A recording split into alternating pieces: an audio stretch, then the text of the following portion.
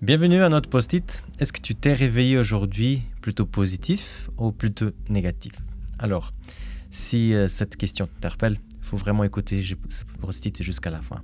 Alors, aujourd'hui, on va lire un texte qui se trouve dans le livre de Proverbes, chapitre 4, et le verset 23. Il nous dit comme ça. Avant tout, prends garde à ce que tu penses au fond de toi-même, car ta vie en dépend. L'idée de pensée positive, c'est quelque chose qui a vraiment rempli Internet les dernières années. On trouve une quantité gigantesque de personnes avec beaucoup d'influence qui essayent de dire que si on veut arriver loin dans notre vie, il faut rester vraiment positif. Et c'est vrai que des fois, on peut avoir l'impression que ça, c'est un peu la philosophie du monde. Ce n'est pas quelque chose qui est écrit sur la Bible. J'aimerais te dire aujourd'hui que la Bible parle aussi de l'idée d'être positif et aussi de l'impact que la pensée positive et les paroles positives peuvent avoir chez nous. Et c'est clair que ce texte qu'on vient de lire, c'est un des textes qui parle de ce sujet-là. Le texte nous dit de prendre garde à ce qu'on pense, parce que notre vie dépend de ce qu'on pense. Alors, on pourrait pas dire que juste une pensée négative de temps en temps, ça fait pas du mal. Alors, selon ce texte, non, c'est pas comme ça. On devrait vraiment prendre garde par rapport à ça. Et l'explication pour cela, à mon avis, se trouve au début de la Bible, dans le livre de la Genèse. Quand on lit le premier chapitre du livre de la Genèse, au verset 27, on lit cette phrase qu'on connaît tous.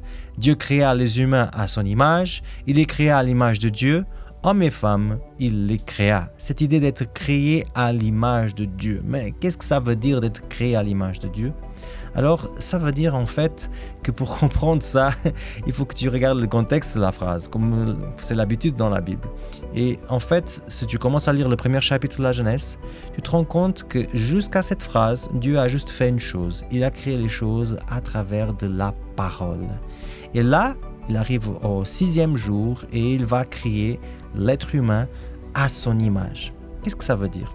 Ça veut dire que le Seigneur essaie de nous montrer que si on est fait à son image, les paroles que nous on prononce dans notre tête ou avec notre bouche, elles ont un pouvoir gigantesque. De la même façon que lorsque Dieu parlait et les choses apparaissaient, nous on parle, les choses n'apparaissent pas parce qu'on n'est pas créateur, mais il y a des réalités qui apparaissent autour de nous. Il y a une puissance dans tout ce qu'on dit, dans tout ce qu'on pense, et c'est clair, si on va commencer à penser à des choses négatives, notre vie nécessairement va aussi s'orienter dans la même direction. Quelle est la chose que le Seigneur a fait pour toi aujourd'hui qui t'amène dans une pensée positive? C'est de trouver une réponse à cette question. Moi, je m'appelle Samuel Cunha et c'était le post-it d'aujourd'hui.